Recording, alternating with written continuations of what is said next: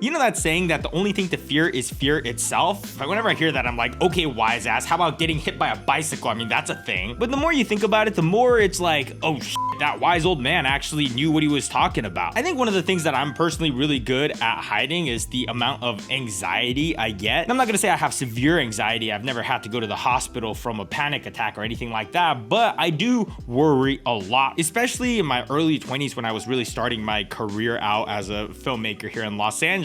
I really put a lot of pressure to become successful. It was like, dear Santa, I want success, then a Game Boy Color, then a girlfriend, in that order. And for years and years, I was completely obsessed with trying to pursue that success. And a majority of that time, I was very stressed out and constantly worried. I never took days off to relax, or it was unhealthy. And anyone that's put together a video shoot where you hire a crew and actors and you have to organize this film shoot, you know how many things can possibly go wrong. And that thought and that idea just constantly worried me. But I think the biggest piece of advice I got is it's completely pointless to worry or be fearful of something that you have no control over. So we always have our ideal plan A, but then we also have a plan B and a plan C. And once you have those figured out, there's no point in worrying. It doesn't do anything for you. But no matter how scared and nervous I was, I still knew it's like one of those things like I must eventually do this. So let me just do it. I used to be terrified of heights and I still kind of am. If I'm in a high building, I kind of look over a balcony, I go, ugh. So I went skydiving and then I became a paraglider. I used to be terrified of recording myself and putting these videos online. What are people gonna think about me? I used to be really scared about swimming in deep waters. I hated that feeling of looking underneath me. It's like, what if there's a big ass fish right down there? But now as a scuba diver, it's like really cool and a privilege to see a shark. So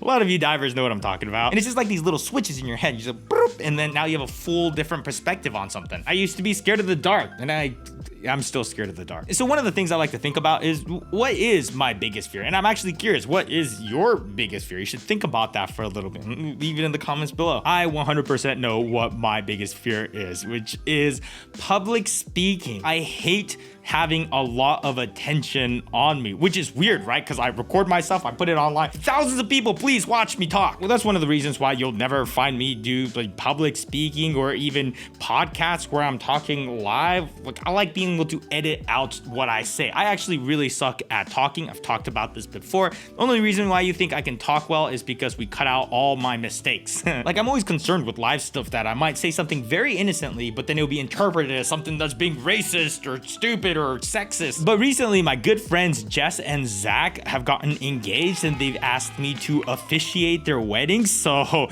now I'm an ordained minister. I had to do an online course. It took me about 20 minutes, but now I'm magical. So that basically meant I had until February 8th to be comfortable standing in front of a large room of people. First time I was ever a groomsman was for my brother and I could not stop laughing. I got the giggles. Second time was for my buddy Michael and I was so hungover and I literally had to step away to go and throw up. Literally during the ceremony, I went to the bathroom, I puked and I ran back. I was sweating, I was super pale and I made it back just in time for the I do part. So it's cool. Oh my God, imagine if I pulled that kind of shit while I was officiating the wedding. You may now kiss... It would ruin everything. So I told myself before February 8th, 2020, I will be comfortable in front of a crowd and I will not up this wedding by peeing myself in front of everybody. So the perfect opportunity came by. Power of Video hit me up and they're like, hey, do you want to come to Ireland? We'll take you around, show you a good time, and all you got to do is talk to a group of people, 70 people max. Sounds good. That's a perfect way for me to at least get warmed up. So fuck it. We bought a plane ticket and we went. All right, we have made it to Northern Ireland and it's been a blast so far. We went on a helicopter ride and it was sick. Sam's first time on a helicopter. What'd you think? It was awesome. Dude, we saw like all the castles and it was amazing. Yeah. So much history. It's crazy beautiful here. I love it. And now we're about to go indoor skydiving and then run through an obstacle course. This is gonna be cool. I must admit, a little bit tired. Sam and I are both insanely jet lagged. We went to bed around 11 p.m. and I woke up a few hours later and my body was just like, time to wake up. I'm like, no, it's 2 a.m. So I haven't slept at all. Have you seen Gene? I've been looking all over for him. I think he's trying to sleep somewhere. Oh. Yeah. You look like a Lego man. Wait, how come you get to look like a space janitor and I have to look like the Lego man?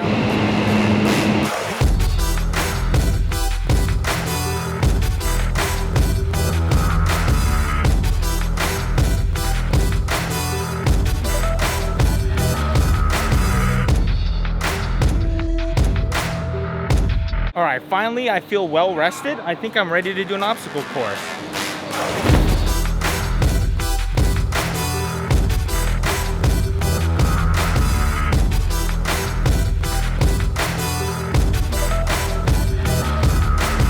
Oklahoma.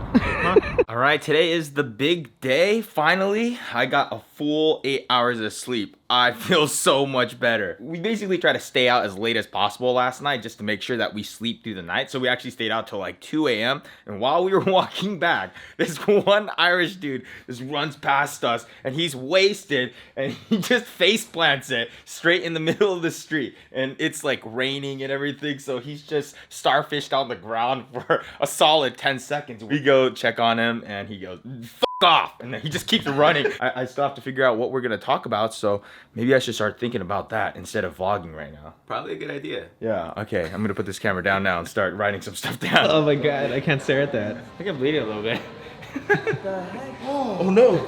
You know that guy that I was telling you that fell and starfished on the ground? That was me.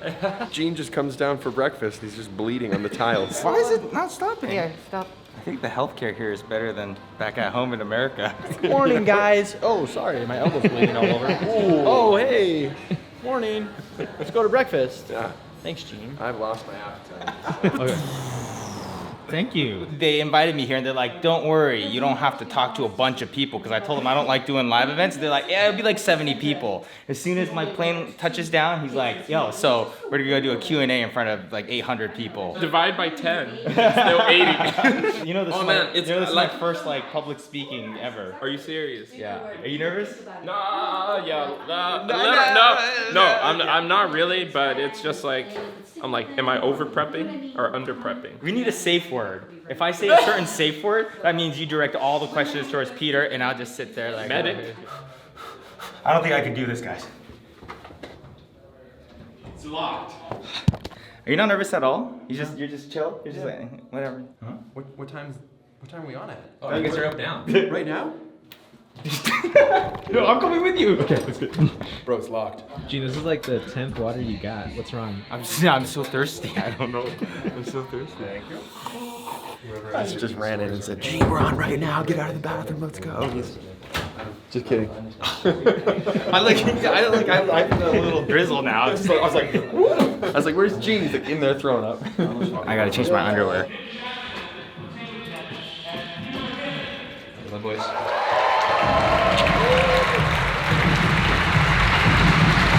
Thank God that's over. Oh God, that was the most terrifying thing I've ever done. I'm so terrified. I never want to do this again. Never doing this again. How do you think I did? I think you did great. It wasn't that bad, dude. Yeah. I mean, Peter was there, so nobody really gave a fuck about you. Talk's all finally done. I'm so relieved that now I can just chill and watch everyone else talk. I feel like I did a really good job at relaxing you. My favorite clip out of the entire thing is this foam video someone was taking of Sam just giving me pets. Come on, boys.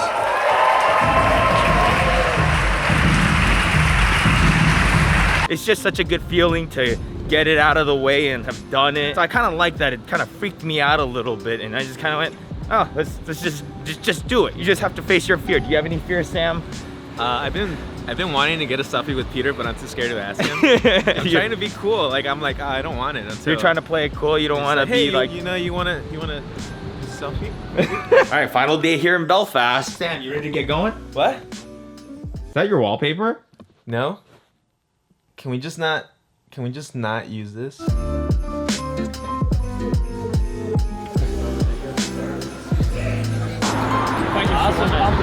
Hey, look, he just did it. You know, you go talk to a girl that you really like, you just gotta go do it. You're right. You're right. He's a really nice guy. Just go do it. Yeah, go. Just go. Just go. Right there. Right there. Right there. It's fine. It's fine. We'll have more opportunities. Just go. Go. Just do it. Go.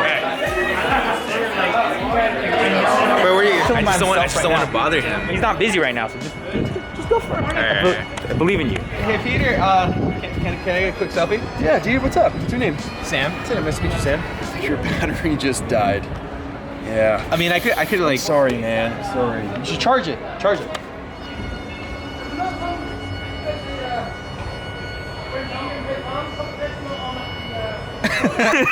Okay, so maybe it doesn't work out all the time, but I think what really defines a person is how you handle situations that are thrown at you, like a baseball that Bobby the Bully keeps throwing at you. How do you react to it? You and dodge it, or do you just let it bounce off your chest, you catch it, you throw it back at his face? I would totally dodge it. I'm getting hit by a baseball. But here's the thing, that's a situation that you don't have control over. No one tells Bobby the Bully what to do. He's out of control. But aside from that, I feel like to really separate yourself from the crowd, you really have to go the extra mile and really put yourself into situations. For example, like getting into a cold pool, okay? No one's gonna force you to get into the pool unless your dad's like, I'm gonna teach you how to swim today, son. Throw you in the pool. Good luck. In most cases, trying to get into a cold ass pool is your own decision. Only you can be like, I'm gonna do this. And you just gotta jump in cannonball formation. In the moment your foot leaves that ledge, you've entered the point of no return. The point of no return is a very important plot point in a story. So if you're writing a screenplay, your hero has to enter a point of no return that kind of initiates the rest of the film. Without that, you're just gonna end up with a boring ass screenplay. So now you've made it past the point of no return. All you can do is just make all these weird noises. You hit the water, you're cold for a split seconds, but you're too excited to even think about it. And now you look like a badass in this cold pool, and everyone's like, oh my God, he's hardcore. He could catch a cold. So that's one of the mental hurdles I always try to get myself past. It's getting past that point of no return before I overthink about it and change my mind. And overthinking stuff is a real thing. I think that does stop a lot of people from going after something they really want or passionate about. You come up with a great idea, and over time you convince yourself that it's stupid, it's not good enough. But once you take that leap, it's like, oh, too late. Like when I travel, there's never a point in my head where I go, okay, now I've decided I'm gonna do this trip. Usually at 2 a.m. I just go, I'm gonna book this non-refundable flight, and I'll wake up the next morning, what the did I do? True story, actually. That's how we ended up in Cuba. And I think that mentality that I've always had of just putting myself past the point of no return has given me a lot, actually. Everything from starting a company with Steve to making the first move with Carrie. And now even having this YouTube channel. If any of you have a YouTube channel with a video on it, then I applaud you, because we know how hard it is to just get that first one up there. Anyways, a few comments from my last video, which was about Mac or PC for video editors. Let's see what you guys had to say. Been with Premiere Pro since the beginning of our journey. Sure, they have that weird crash and all, but for me, it's more user-friendly compared to Final Cut. I've never used the latest Final Cut, so I can't really speak on the matter, but I feel like whatever you learn on, you could get really good with it and comfortable with it. His computer has an i9 9900K. Potato Jet, just this look. That's exactly how I am with computers. I'm like, okay, if you say it's fast. Joel says, Potato Jet is perhaps the first Asian not to know anything about PC components. That's not true. I'm sure there's other Asians. How about, Cody Leon says, I matched with a girl on Tinder and her bio said vlogger. So I asked if she's Premiere or Final Cut Pro, and she hit me up with Windows Movie Maker, so I unmatched. Gerald Undone says, those are my favorite final words for a YouTube video. Which one? You mean, don't forget to eat your vegetables and try not to be a piece of shit.